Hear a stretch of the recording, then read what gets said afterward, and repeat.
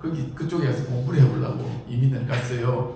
근데 이제 저는 이제 학부 때는 전공을 경제학을 했어요. 그런데 맞벌이를 전산으로 했거든요. 그러니까 문과인데 이과로가 함께 있습니다. 엔지니어가 된 거예요. 제가 엔지니어라는 생각을 전산쟁이로 살 때는 별로 몰랐는데 나중에 와서 보니까 제가 공돌이 있는 나이지만 엔지니어가 되었구나 하는 생각이 들었고요. 그래서 그 세상을 바라보는 관점이라든지 이렇게 조금 바뀌었어요. 저는. 그래서 일단 얘가 지 혼자 꺼지네. 괜찮군요.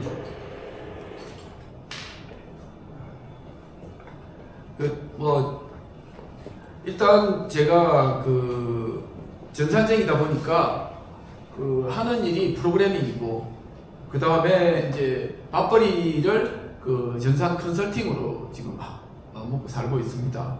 그리고 이제 그거 외에 그 지금 여기 이제 제 이름 밑에 아까 저 플랜카드에 보면은 큰바위 얼굴 써놨는데 큰바위 얼굴이라고 그 이름 큰바위 얼굴의 이름 자체가 여러분도 느낌이 오지 않습니까? 큰바위 얼굴 우리 중학교 때입니까? 초등학교 때인가 그 소설이 있었지 않습니까? 거기 나오듯이 시니어들이 주니어들한테 뭔가 좋은 일을 좀 해보자 하고 만든 이제 협동조합이었어요. 그게 이제 13년에 만들어갖고 아직까지 안 무너지고 지금 있습니다. 그리고 이제 제가 그 중간에 그 스마트 공장 사업이라고 해가지고 전산 관련 제조 전산 관련 사업을 컨설팅을 하다가 기회가 생겨가지고 경북 구미에 가서 그 경제기획국장을 좀 했었어요. 그러다가 요즘에는 이제 철의 강자라고 유튜브를 하기 시작했어요. 근데 이제 이 유튜브 활동의 그 결정적인 계기가 된 게 AI입니다. 제가 이제 그 이전에는 한 자료 모으는데 6개월 정도 걸려야 만들어졌던 자료나 이런 그 참고 내용들이 일주일이면 나옵니다. 물론 질문을 잘 해야 되죠. 그래서 여기 오늘 나와 있는 사법계획에 관한 자료들도 물론 당연히 AI의 도움을 받아갖고 나름 고급 검색을 통해서 나온 자료예요. 경제학, 정치학 이런 것들이 전부 다 AI 도움으로, 그래서 AI 시대의 정치학, AI 시대의 경제학이 됐어요. 그래서 여러분들한테도 충분히 공부가 될 수 있고, 그리고 이제 그렇기 때문에 일단 생각해보지 못했던 거, 이런 것들이 충분히 있을 수 있다. 특히 제가 중요시 여기는 것은 숫자입니다. 사람들이 숫자를 기본적으로 가까이 하는 거를 좀 꺼려 하는데 숫자처럼 중요한 게 없어요. 데이터란 말입니다. 데이터. 예를 들면은 제가 이제 좀 이따가 이야기할 건데 그 우리나라 행정직 일반 공무원 중에 고위공직자라고 하는 고공단 1,500명이에요. 이런 숫자가 중요해요. 1,500명이라는 숫자. 그게 그냥 하늘에서 뚝 떨어진 숫자가 아니고 검색을 하면 튀어나옵니다. 그리고 이제 그것도 심지어 예를 들면 그 국토교통부 쪽 사람들만 리스트업 해줘 오면 리스트업을 쫙 해줍니다. 그래서 오늘날 시대에 AI를 잘 이용하는 방법 중에 이제 제가 일례로 사법 권력에 대한 이야기를 할 겁니다. 제가 이 강좌는 원래 그 앞에 1편이 있었어요. 1편이 이제 세금이 민주주의다 하는 거였고 2편이 그 사법계획 시민권력 그리고 나아가서 공무단임권에 대한 이야기거든요. 근데 여기 이제 시작하는 지점에서 보면은 우리나라 헌법에 보면 공무단임권에 대한 이야기가 이렇게 적혀 있어요. 모든 국민은 법률이 정해진 바에 의해서 공무단임권을 가진다. 이게 충분히 맞는 말 같지만 그렇게 하면 안 되고 제 생각에는 모든 국민은 공무단임권을 가진다. 그것의 구체적인 실행은 법률이 정한다. 라고 해야 된다는 거예요. 요게 앞에 거는 이미 리스트릭션, 리밋이 잡혀 있는 거예요. 법률에 법률이 정하는 바에 의해서 그 법률이 뭔가를 헌법에서는 이야기하고 있지 않잖아요. 웃기는 이야기예요. 헌법에 명시된다. 공무단위권이 헌법보다 하위 법에 의해서 규정을 받고 있는 거예요. 저런 식의 헌법을 만들면은 이거는 개판인 거예요. 한마디로 나라가 저렇게 만들면은 절대 안 돼요. 법을 만들 때 무슨 말씀인지 아시겠죠? 하위 법에 의해서 규정을 받고 있는 거예요. 헌법이 이런 식의 이따위 식으로 법을 만들면 안 됩니다. 그래서 이런 식으로 바뀌어야 된다는 거예요. 모든 국민은 공무단위권을 가진다라고 딱 잘라야 돼. 그래놓고 구체적인 실행은 법률이 정한다. 그 법률은 어떻게든 바뀔 수 있지만 위에 거는 법률이 어떻게 정하는 데 따라서 공무단위권 자체가 제한돼 버려요. 이런 개념들이 상당히 중요합니다. 자, 이제 본격적으로 한번 달려보겠습니다. 야, 넘어가지 마.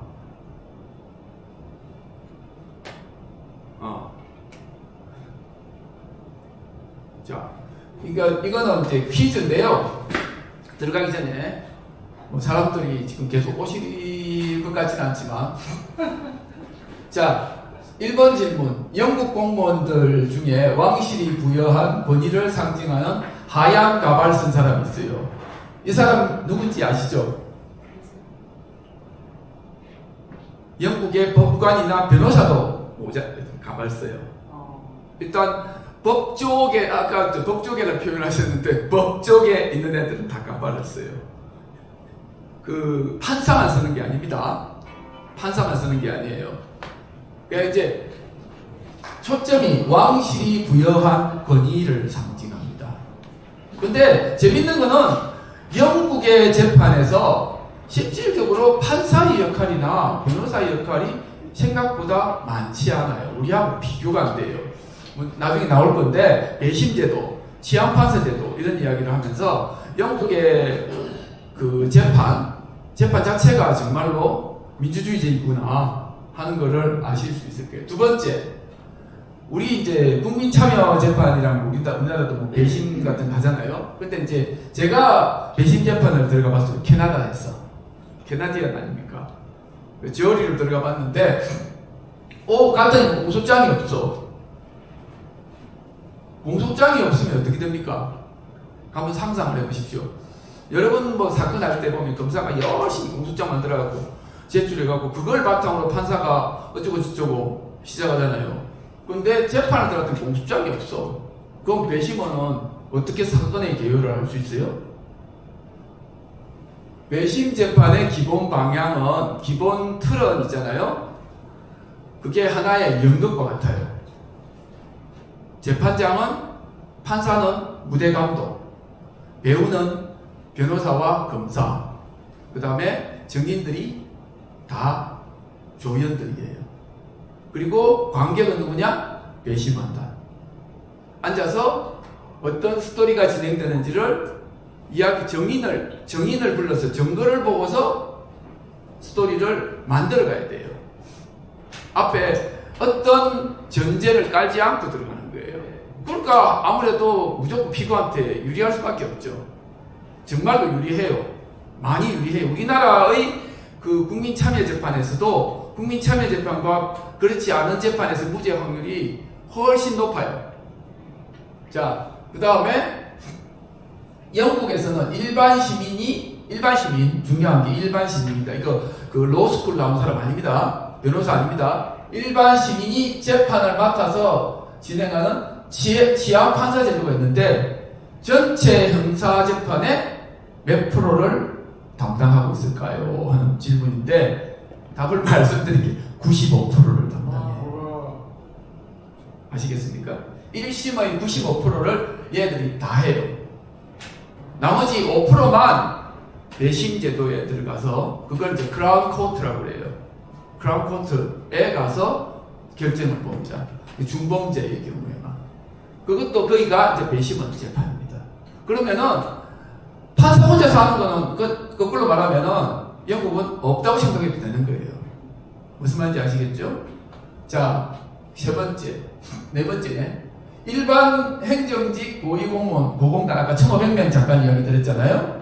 1,500명. 이게 1급에서 3급까지인데 꼭 1급에서 3급은 아니에요. 일단 고공단이라고 해갖고 이게 법이 있어요. 고위공무원단이라고 법이 있는데, 그럼 판사하고 검사 중에 이에 해당되는 고위직이 몇 명인지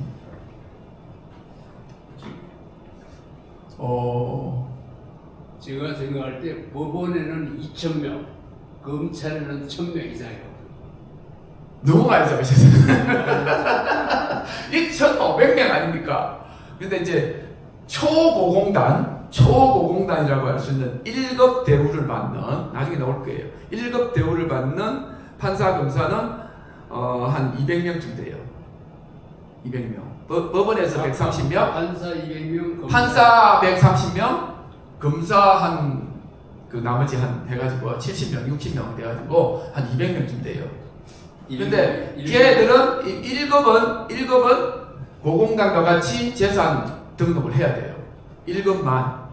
그런데 3급에 해당되는 애는 지금 말씀하셨다시피 숫자가 자그마치 1,000명 가까이 돼요. 여기만.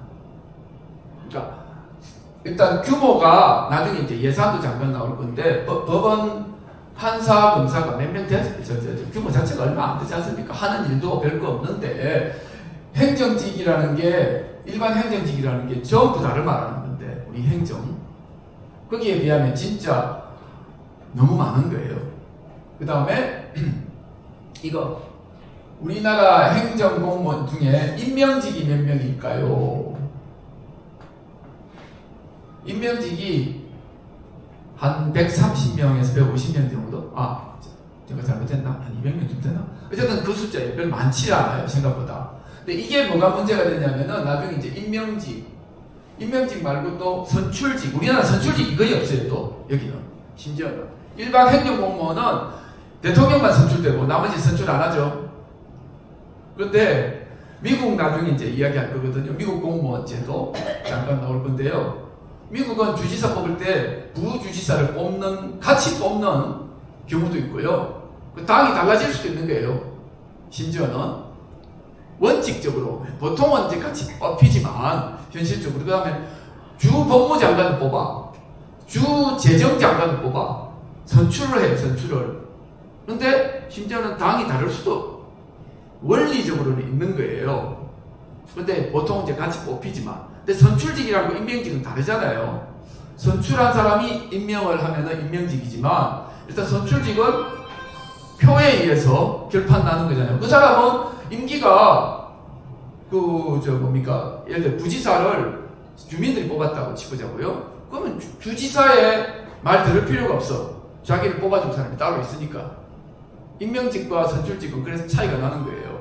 그리고 이제 둘 다 합쳐서 그게 이제 정무직인 거예요. 정무직의 비율이 우리나라는 얼마 안 돼요. 진짜 적어요. 그래서 나중에 이제 나올 건데, 대개 국공기업의 임원들은 다 임명을 하고 있죠. 2명 사장하고 감사. 그게 이제 도리어 낙하산이라고 이제 문제가 되는 거예요. 대개 사실은 그러니까 예를 들면 그래요. 장관 한 명 뽑아갖고 그 부처에다 내렸어. 근데 차관은 보통 밑에서 올라와. 차관도 대통령이 임명할 수 있어요. 임명직이에요. 근데 그 밑으로는 임명직이 하나도 없어요.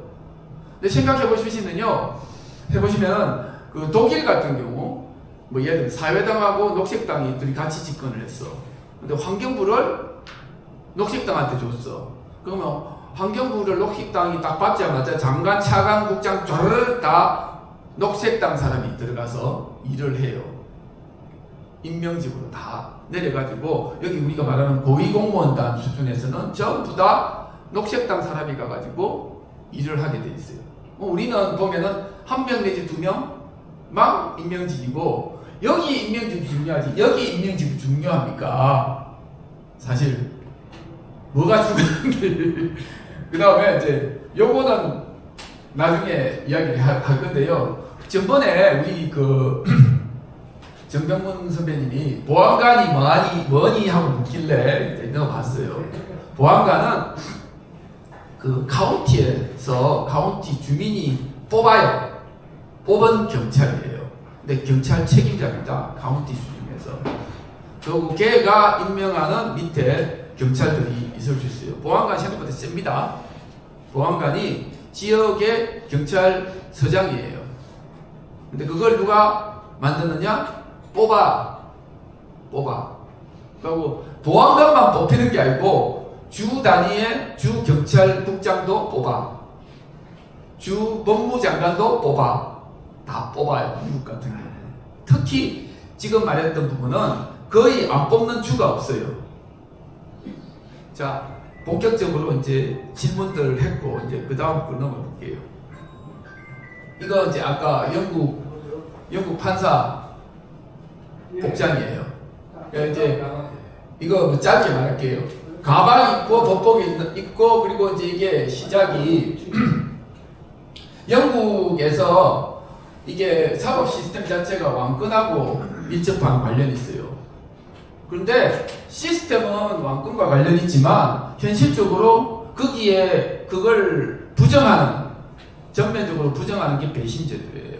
배심제도는 왕으로부터 권위를 인정받은 자로부터 심판받지 않을 권리예요. 나와 같은 사람한테 시민에게 재판받을 권리가 배심재판이에요. 그러니까 공무원이든 판사든 이 권위가 의미하듯 왕이 뽑은 사람이에요. 그래서 마그나 카르타에 보면은 마그나 카르타 자체가 오늘날 자본주의 사회의 그 대의제도, 대의민주주의의 기본이고 거기서 다 출발했다고 생각해도 과언이 아니거든요. 전 세계 의회민주주의의 출발 지점이 사실은 거기인데 그 내용이 뭐냐? 왕과의 투쟁, 왕으로부터의 시민의, 물론 그때는 시민이 아니고 귀족이었겠죠. 그렇지만 그 귀족이 귀족으로 끝나는 게 아니고 의회 자체가 자본가들을 포섭하고 나중에 노동자들도 포섭하게 되니까 시민의 대표가 되는 거예요. 그러니까 왕으로부터의 혹은 권위로부터의 독립을 한 게 그 마그나 카르타인데 거기서 제일 중요한 요소가 두 가지예요. 첫 번째는 세금, 두 번째는 재판이에요. 세금 문제가 중요한 거는 이번 강의에는 하지를 않아요. 근데 이제 세금이 얼마나 중요한 거는 여러분들도 잘 아시겠는데 그건 나중에 조금 이야기하겠습니다. 그래서 이제 여기 사법부 독립 이게 현실적으로 뭡니까? 판사가 법률과 헌법에 의해서 독립적으로 심판한다고 하는데 현실적으로 영국에서는 판사가 거의 심판하지 않습니다. 평결을 하지 않습니다. 평결은 전부 다 시민의 몫이에요. 그게 마그나 카르타의 정신이에요. 다음 페이지 한번 볼게요. 보입니까? 존 오브 데스. 존 오브 데스라는 데인데요. 이게 이제 배심제도에 대한 결정적인 이야기. 요게 존 오브 데스예요. 요게. 이게 뭐냐면은 여기 나와 있듯이 옐로스톤 국립공원 남서부에 가면 이렇게 요상한 지역이 있어요. 이게 전부 다 옐로스톤 국립공원입니다. 미국에.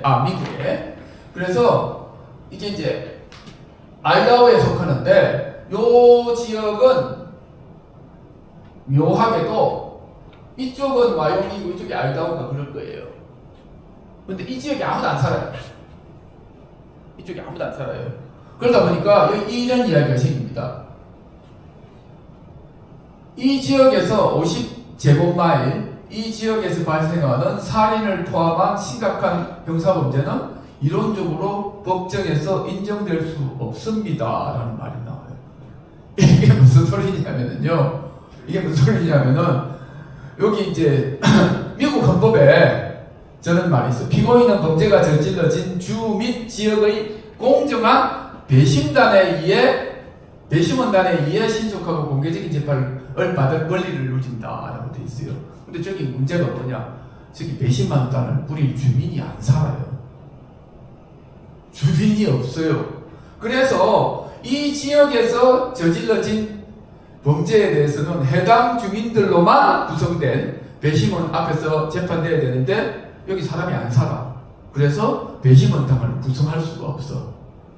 그래서 헌법상에 이런 이야기가 정확하게 이것도 세 차례에 걸쳐서 배심원 재판에 대한 권리를 미국 헌법에 이야기를 하고 있는데, 따라서 이론적으로는 중범죄든 경범죄든 간에 헌법에 의한 재판을 받을 수 없으므로 법적 처벌을 할 수 없다는 거예요. 묘한 이야기예요. 그런데 아직까지 여기서 중범죄가 일어난 케이스는 별로 없었던 것 같은데, 이 이야기가 그 법률을 다투는 사람들한테는, 법률 공부하는 사람한테 상당히 중요한 얘기예요. 존 오브 데스라는 게. 이런 걸 알아두시면 좋습니다. 왜 이런 일이 벌어지느냐? 여기 말했듯이 배심원단에 의한 재판을 받을 권리 때문에 그렇습니다. 이거는 우리나라 같은 경우는 웃기고 자빠졌네 그러겠지만, 미국에서는 헌법이 규정하고 있는 권리예요. 헌법을 넘어서서 어떻게 할 수 있는 거 없잖아요. 그것도 자그마치 3번이나 이야기를 했답니다. 자, 아까 이제 배심을 들어가면은 이런 식으로 한다. 미국이나 혹은 캐나다나, 그러니까 형사재판 같은 게 12명 들어가요. 그리고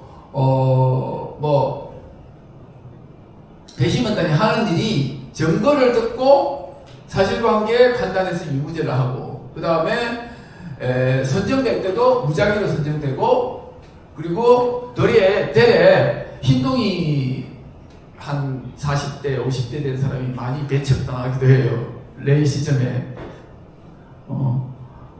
이렇게 좀 경도돼 있을 가능성이 있다 그래요. 흑인이나 약자가 피고인인 경우는 그런 사람을 변호사가 많이 배척을 하기도 해요. 그 다음에 일단 이런 이야기 있고요. 그리고 이제 공소장이 없고, 판사는 무대감독, 그리고 변호사, 검사가 주연이. 그래서 변호사, 검사의 능력이라는 게 재판에 나가서 재판을 우지할 수 있는 능력이 최고예요. 근데 그게 하루아침에 안 만들어져. 어떻게 하냐면은, 우리 영화 같은 데 보면은요,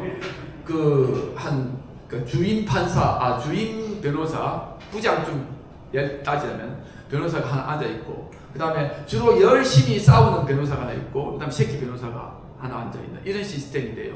3명이 와가지고, 그래서 조원주를 탄, 연주를 잘 탄 주이시 변호사 이런 애들은 처음부터 로펌에 가가지고, 로펌에 가야 이걸 배울 수 있어요. 그리고 로펌에서 배운 실력으로 갖고 검사도 하고 판사도 해요. 거꾸로. 미국은 법정에 가서 법정에 안 서본 변호사는 실력이 없는 변호사예요. 자, 이제 본격적인 이야기를 해볼게요. 한국